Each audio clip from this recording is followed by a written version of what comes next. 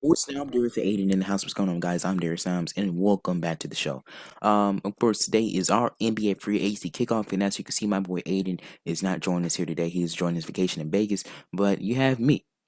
And without further ado, we're just getting right into it. Kyle Lowry, the aging point guard, the veteran, the former NBA champion, going to the Miami Heat and possibly signing trade um, to go alongside Goran Dragic.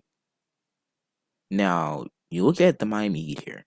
Look at their roster and look at the moves they made. Duncan Robinson just agreed to, I believe, like a 5-year deal to stay with the Heat. Jimmy Butler agreed to a max extension. They have Bam Adebayo, one of the best defenders in the league. If the Heat have some more depth during free agency, which I most definitely believe they will, because Miami is just a top destination, um, both for vacation reasons and just as a squad, just as a basketball team. The Miami Heat may be the team to beat in the East if they add some more depth. And look at Kyle Lowry to the Heat. His best friend, DeMar DeRozan, is also a free agent. Now, as a Mavs fan, I want DeMar to come to the Mavs, but I do believe with Kyle Lowry going to the Heat, I do believe that may boost DeMar's chances of going and teaming up with Lowry and others. Now, this is a great move by the Heat. I definitely believe so, and I do believe that this is only the start for the Heat. Because you look at how last season ended with them getting swept by the Bucks, who went on to win the championship. Pat Riley, I know Pat Riley knew that some changes needed to be made. In no disrespect to Dragic, he is a former All Star. He was one of the main reasons why the Heat got to the finals 2 seasons ago in the bubble. But some changes had to be made. And there could have definitely, and going into free agency, we knew that there were a lot of other guys that the Heat could upgrade at the point guard position. And Kyle Lowry was one of those main guys on the list. And for the past couple of days, we already knew Kyle Lowry to the Heat was just a done deal. And as a Mavs fan, it hurts because I really wanted Kyle Lowry to come to the Mavs. But some things simply just had to go. Some options just simply had to be done. Now, transitioning from the Heat, let's go to the other breaking news. Chris Paul decides to stay in Phoenix and stay with the Suns on just a huge deal. A 4-year deal that could be worth to as much of $120 million. Now, I must say this in our NBA Finals reaction when Aiden was here, and both me and Aiden agreed that the Suns will not be back in the finals. I still believe that to this day, and I'm going to believe that throughout the course of next NBA season.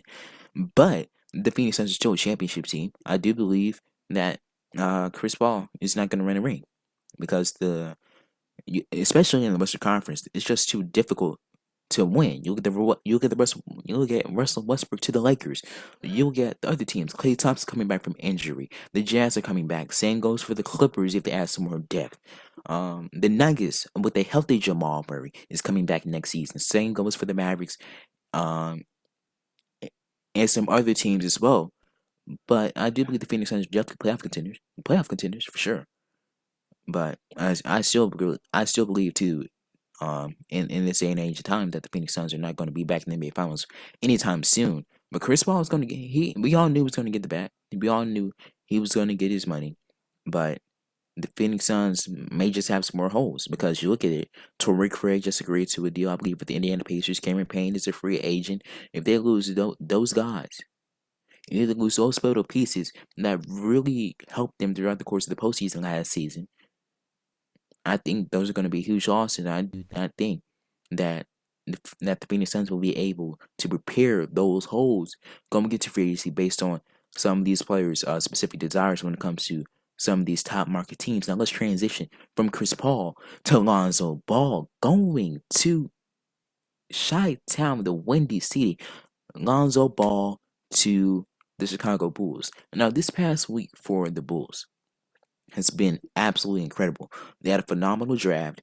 I believe in round two, and they absolutely had a steal in Ayo. In Ayo Dosunmu, he played for Illinois. They were ranked. They were, I believe, they were the number 3 seed going into March Madness. He led Illinois in scoring and assists. He averaged like 21 points per game, 6.2 rebounds, 5.3 assists, and 50% from the field for Illinois. And Illinois was one of the main teams that were in the mix during March Madness contending for the national championship. Um, you look at the Chicago Bulls here.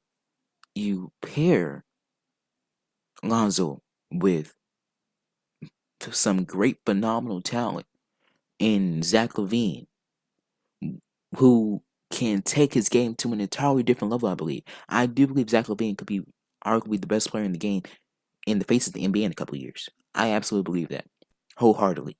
And Nikola Vucevic, a veteran, a all-star, who just needed a couple more pieces and some more opportunities in Orlando and could have possibly gotten them deeper in the playoffs. I'm talking past this first round if they gave them some more pieces in Orlando. Then you look at the young Bucks and Kobe White, who was phenomenal his rookie season. He was phenomenal last season as well.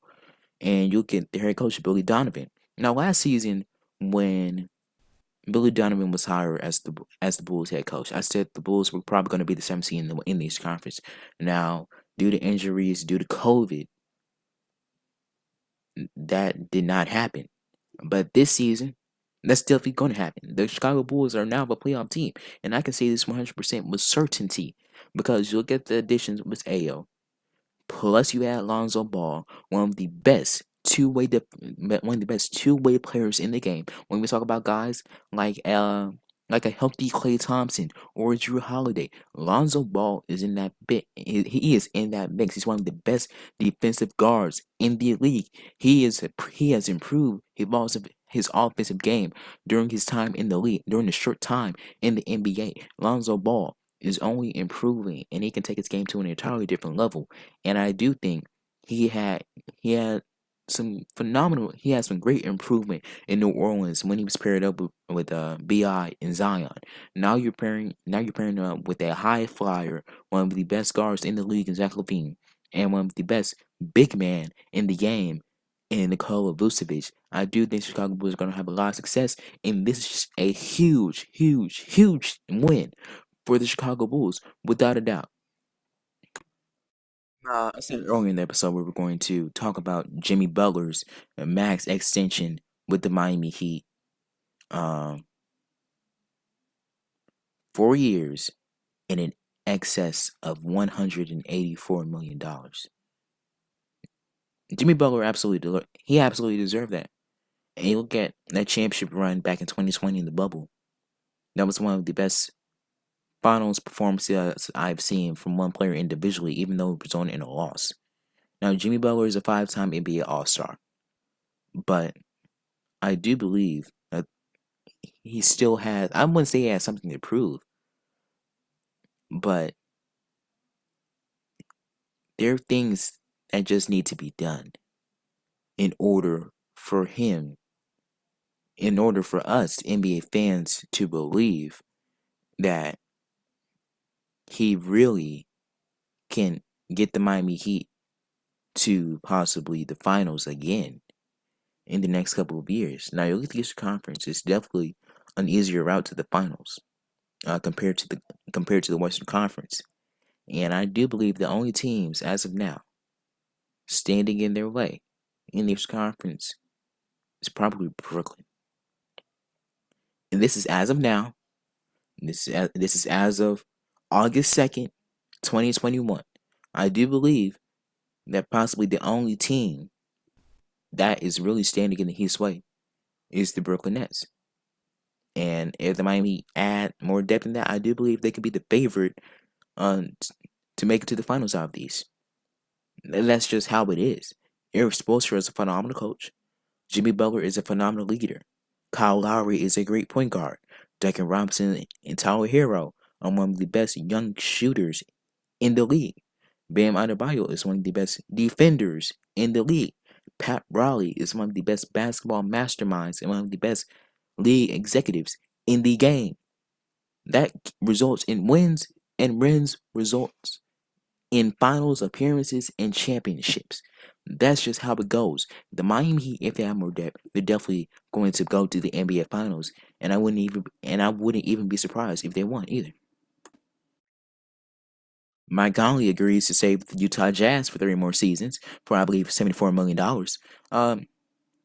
Great win for the Jazz. Now, I do believe that if Mike Conley was fully healthy for the Jazz, that they would actually have won the NBA championship this season. And I believe it was back in the second round when we were doing that Utah Jazz LA Clippers playoff preview. I said the Utah Jazz were going to win the NBA Finals. And I was wrong. If Mike Conley was healthy, I would have been right. And I do believe Donovan Mitchell is coming back for vengeance. Donovan Mitchell is going on a revenge tour this season. Even if it's with Rudy Gobert, who averages 13 points per game in the playoffs throughout the course of his career. But you look at how Joe Ingles, Jordan Clarkson have performed throughout the course of last season. Same goes for Bogdan Bogdanovic as well. The Jazz, I do believe they just need one more piece. And what I mean by one more piece, not just a bench guy. I mean like one more main scorer that could go along with Donovan, because Rudy Gobert is a defensive big and a rim runner. He's not an offensive threat to anybody. He's not the type of guy to score. He's not the type of guy to put up 20 and 10. He's the type of guy to put up 10 and 10. That's just how it is, and that is just how it's been throughout the course of his career. And that has elevated him to one of the best NBA defensive players we have really seen over the past decade or all time, or it could be all time. That's just how it is gone for the Utah Jazz. Donovan Mitchell just needs one more piece, and I guarantee you, we will be talking about the Utah Jazz possibly being in the NBA Finals. Even though the West Conference is pretty competitive, they will definitely be in the mix. One more piece, man. One more piece. Now, the Dallas Mavericks, man. I'm a diehard Dallas Mavericks fan. I'm an MFFL, and when I hear exciting news, it it definitely excites me for sure.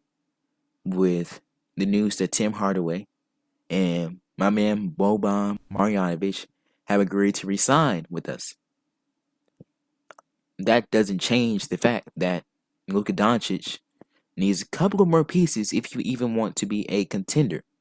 And our subscribers out there, that we play contenders or pretenders every season. And if we don't give my man Luka any more pieces, they will definitely be pretenders. New coach Jason Kidd, absolutely love him. Nico Harrison, absolutely love him as well. Give my man Luka some more pieces, please. He will deliver. Just give him a couple more pieces, and we will be absolutely fine. DeMar DeRozan, you hear me out there, man? Well, I believe this concludes our NBA free agency kickoff. And again, this is really only day one of NBA free agency. And it's only going to get bigger and better from here. And with that being said, thank you for joining Sports Unders, Aiden of our NBA free agency kickoff. Day one. We will be back tomorrow for day two of NBA free agency. And until then, everybody, I will see you guys tomorrow. I'm Darius Sims, and this has been Sports Unders Aiden. And until anybody, peace, love, peace, enjoy your day.